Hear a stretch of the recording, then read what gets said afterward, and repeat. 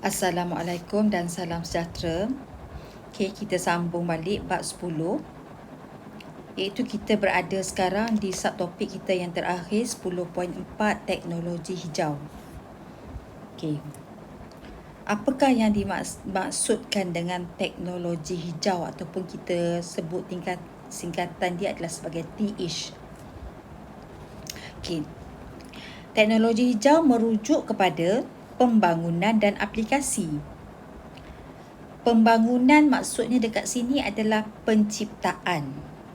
Okay, saya mudahkan bahasa ni supaya awak lebih senang faham. Merujuk kepada penciptaan dan penggunaan. Aplikasi itu maksudnya penggunaan. Produk, peralatan ataupun sistem. Tujuan dia adalah untuk memelihara alam sekitar. Dan juga untuk mengurangkan kesan negatif akibat daripada aktiviti manusia. Inilah maksudnya teknologi hijau.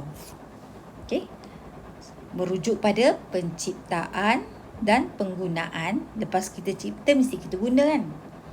Produk, alat ataupun sistem yang bertujuan untuk memelihara alam sekitar dan mengurangkan kesan negatif akibat daripada aktiviti manusia.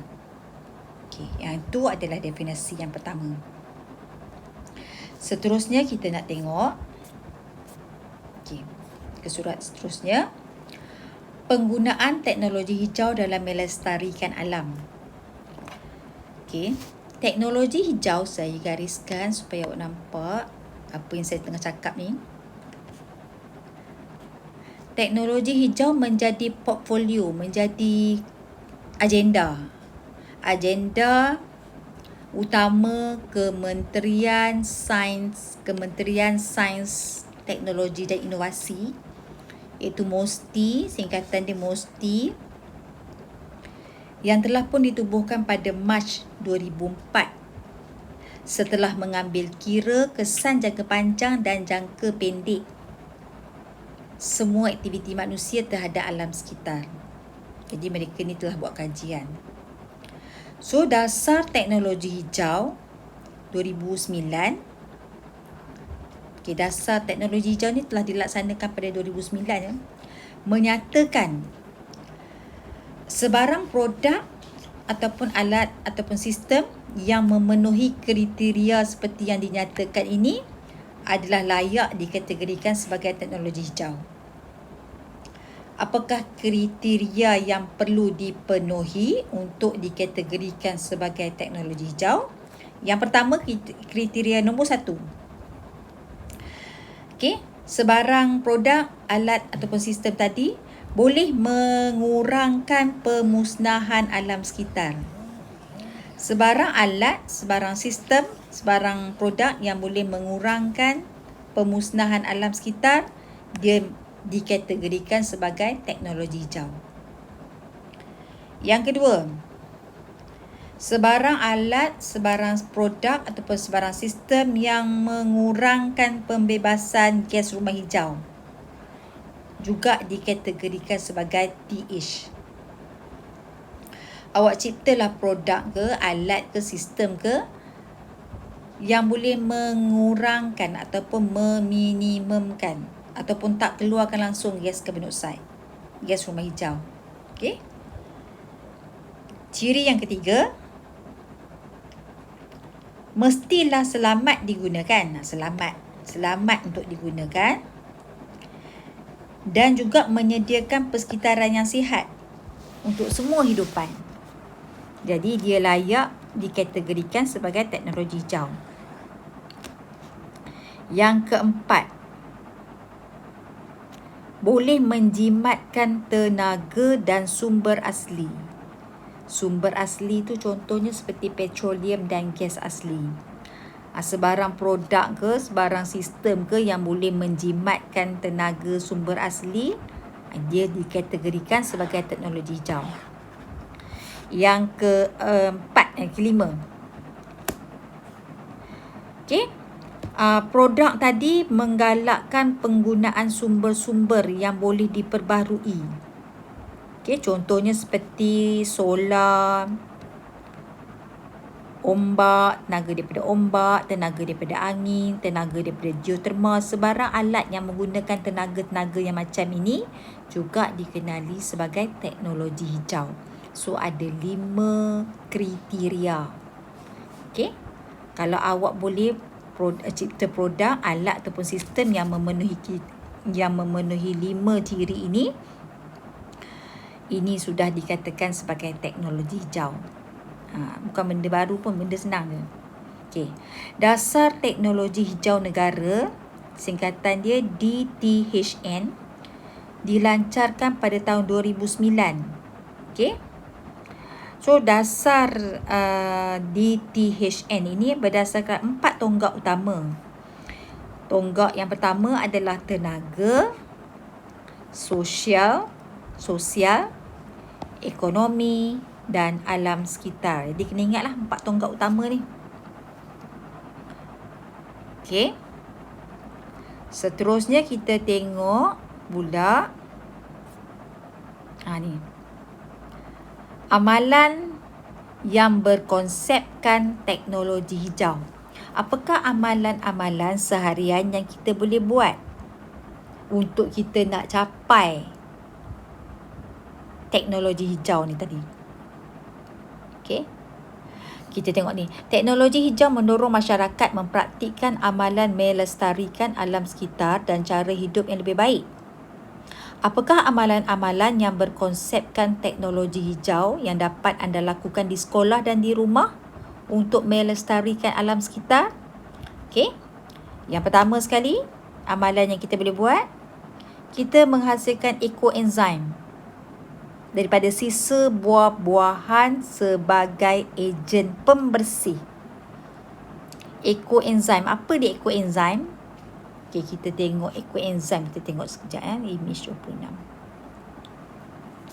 Okey, ini dia ekoenzim. Biasa disebut sebagai garbage enzyme, iaitu cairan yang kita dapat daripada pemeraman. Fermentasi tu maksudnya pemeraman. Sampah dapur. Sampah dapur ni biasanya kita gunakan kulit buah-buahan lah. Digunakan untuk mengurangkan pemanasan global. Okey. Proses pembuatan dia. Kat sini dia ada bagi tahu proses pembuatan dia. Jadi kat sini kita boleh refer. Nanti kita refer dalam buku teks muka surat. Proses pembuatan dia di muka surat 222. Nanti kita tengok. Okey. Kita tengoklah sekejap sikit. Proses pembuatan yang pertama. Siapkan sampah organik seperti kulit buah, sayur, kemudian air gula dan air. Buat perbandingan 1:3:10. Contoh, 100 gram gula merah. Kalau gula merah kita pakai 100 gram. Kita kena pakai kulit buah 300 gram. Dan air 10 ml air.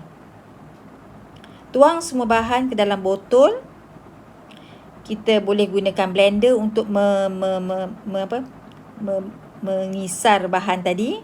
Kemudian campur gula dan air ke dalam botol. Simpan di tempat sejuk dan biarkan selama 3 bulan. So, cairan daripada ni tadi kita boleh gunakan untuk mencuci pinggan, untuk penyegar udara, menyiram tanaman, disinfektan, alat nyakuman, mengemop lantai dan mencuci baju. Ni boleh cuba ni. Nanti kita dah balik ke sekolah nanti kita cuba buat projek ni. Okey. So gambar yang seterusnya ini adalah hasil pemeraman di dalam botol. Kat sini kita nampak kulit buah nenas nampak kulit buah nenas dan warna cecair tu agak warna kehitaman, keperangan sebab kita gunakan gula perang. Okey, kita peram selama 3 bulan ya.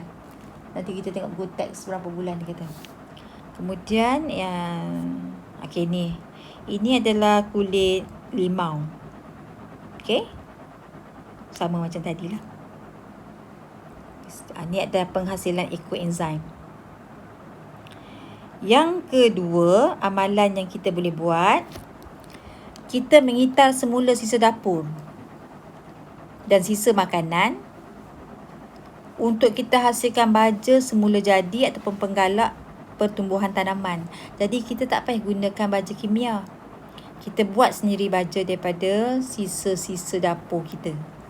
Okey, yang ni pun dikenali sebagai teknologi hijau.